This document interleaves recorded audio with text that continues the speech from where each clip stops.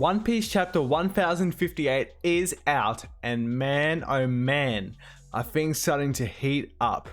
The Straw Hats are out of Wano and their bounties are revealed.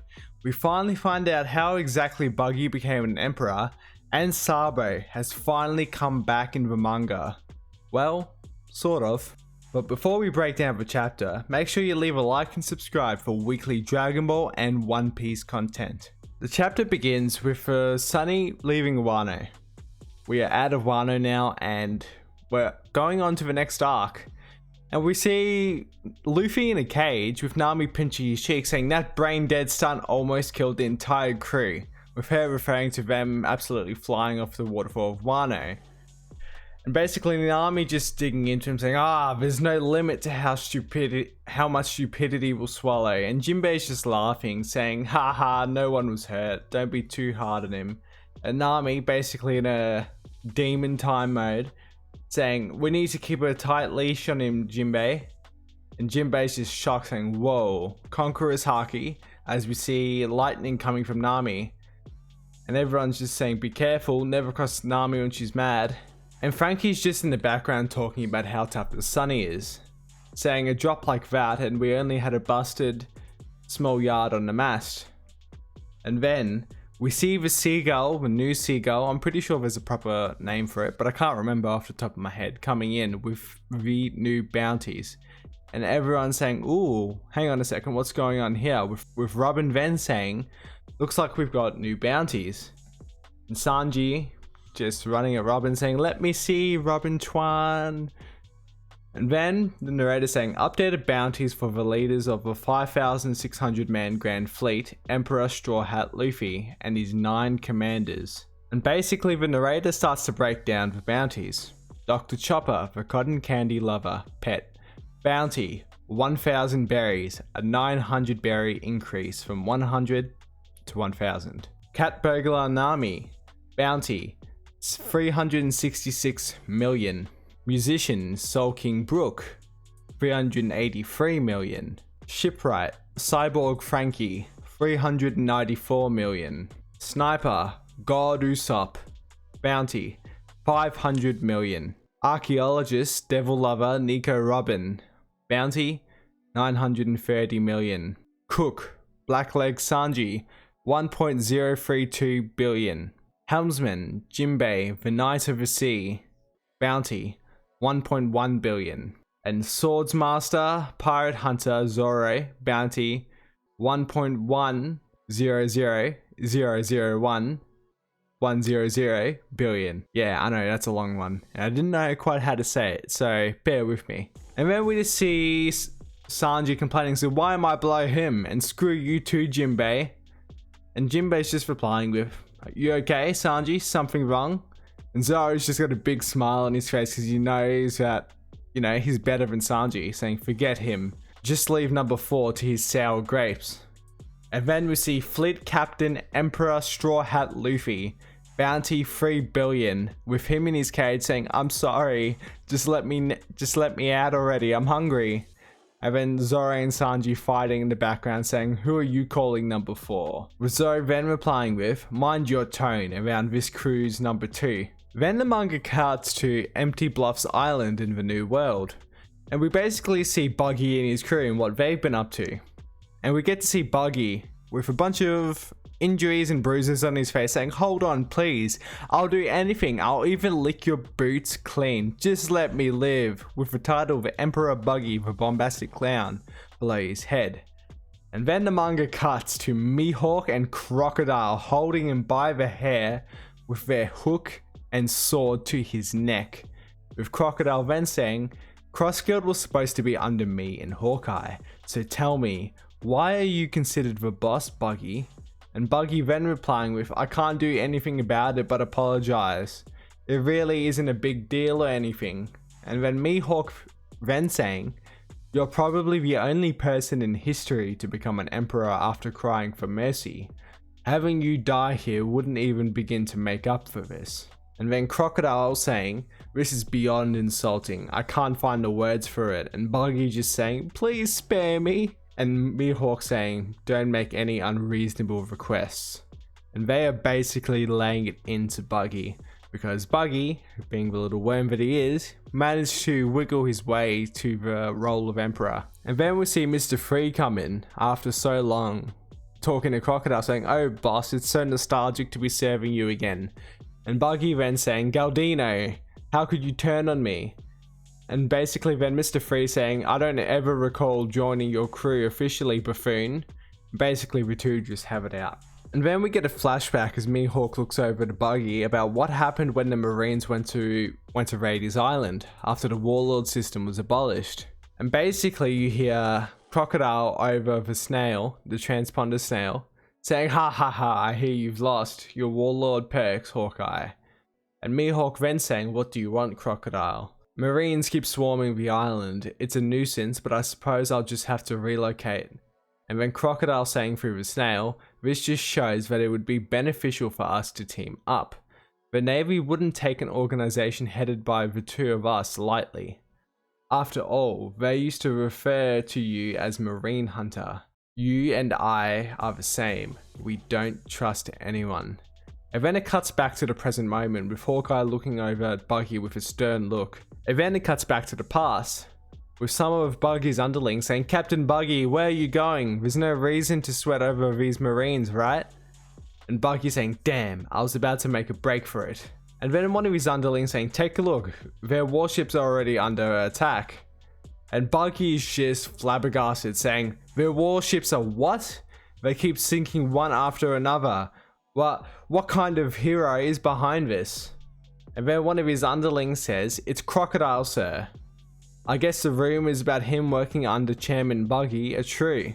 Talk about inspiring loyalty. He's risking himself just to save us from this." And everyone basically just starts cheering for Buggy like they did in Marineford when they thought he was some big hero and god, saying, "That's our Buggy."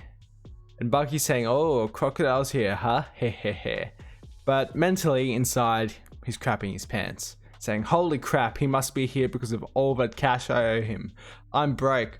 What should I do? This is even worse than the Marines." And then the manga cuts to Crocodile confronting Buggy saying, "You're still here?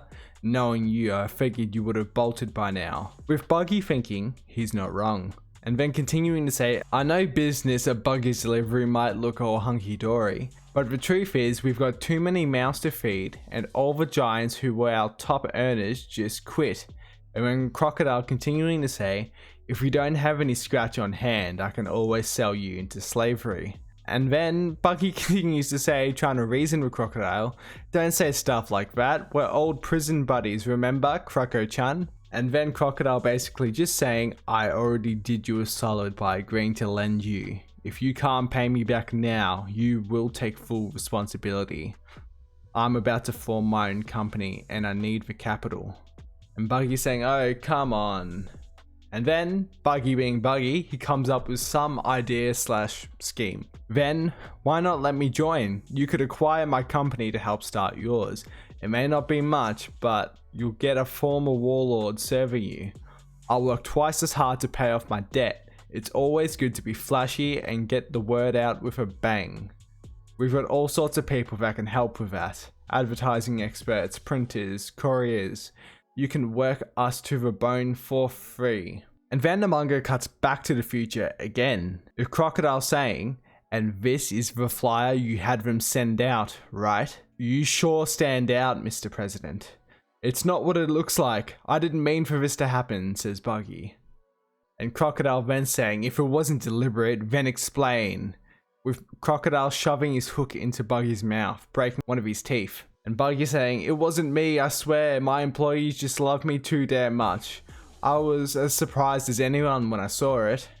And then we see a cut back to one of Buggy's employees who made the poster saying, "I couldn't stop myself from giving you the top billing, boss." And then we see Buggy's subordinates just laughing and being in admiration of Buggy, saying, "We've already sent it out to every corner of the world." But then the manga cuts to Navy HQ. And someone saying, "This Buggy character, in addition to being a mastermind of the mass escape from Impel Down, he was also a member of the Pirate King's crew. That's how he formed a close bond with one of the Emperor's Red Hair."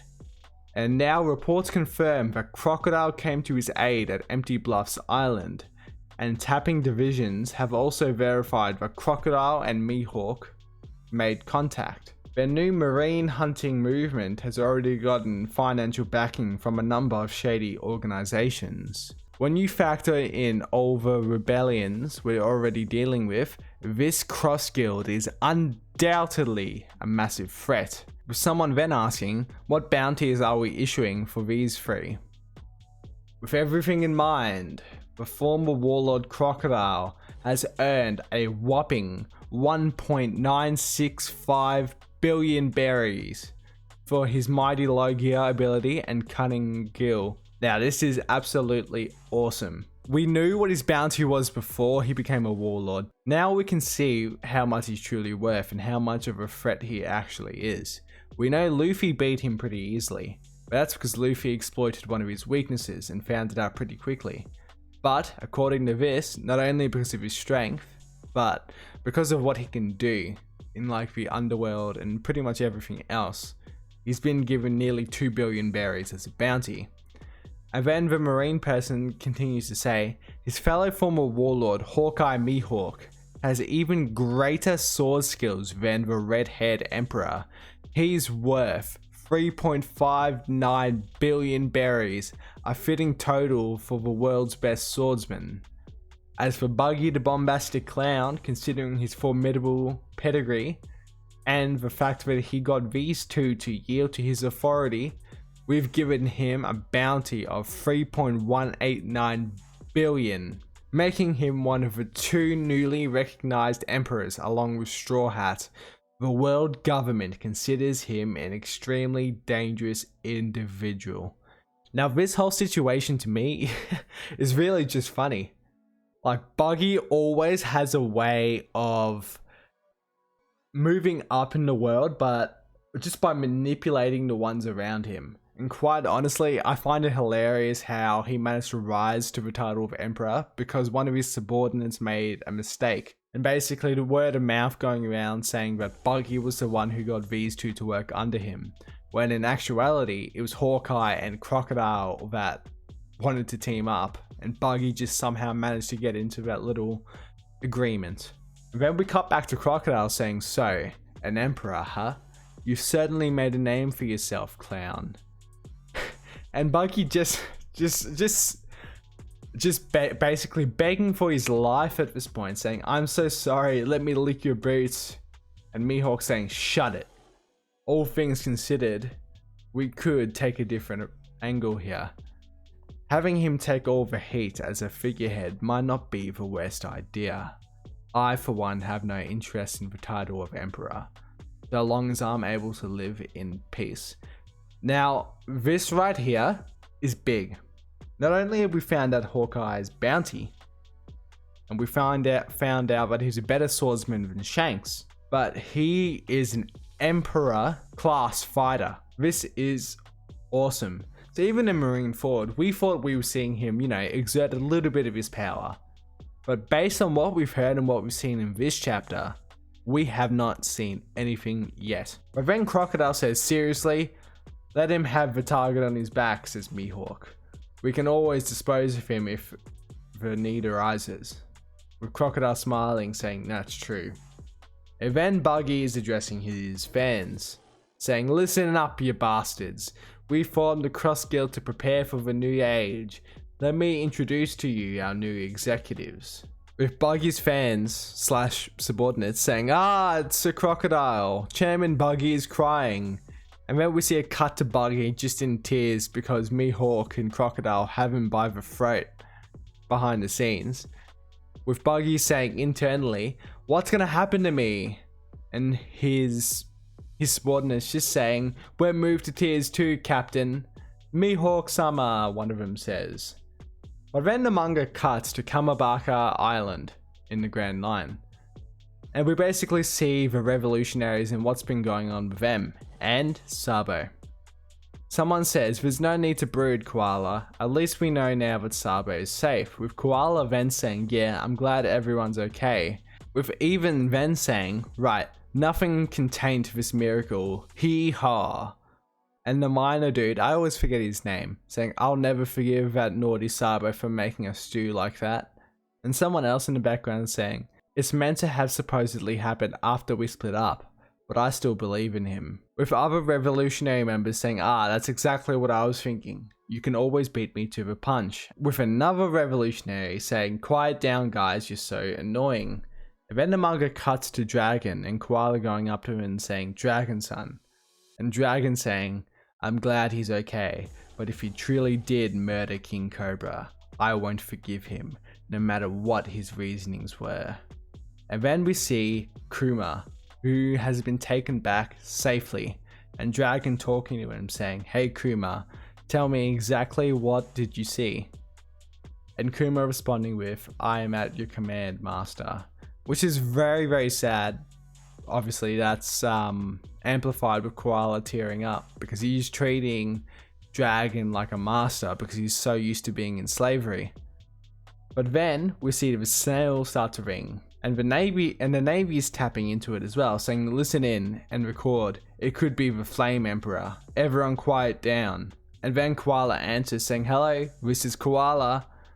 And then, as the manga begins to close, the snail says, "It's me, Sabo." This chapter, in all honesty, is just laying down the pieces for what's coming up next.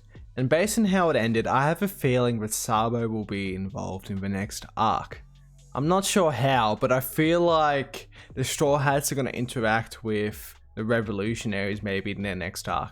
Well, that's what I'm hoping for at least. But this chapter was solid and answered many of the questions that myself and the One Piece community had. But let me know your thoughts on the chapter and where you think the story is going now that Wano is over. And don't forget to leave a like and subscribe if you enjoyed the video. This is Anime Roundtable, signing off.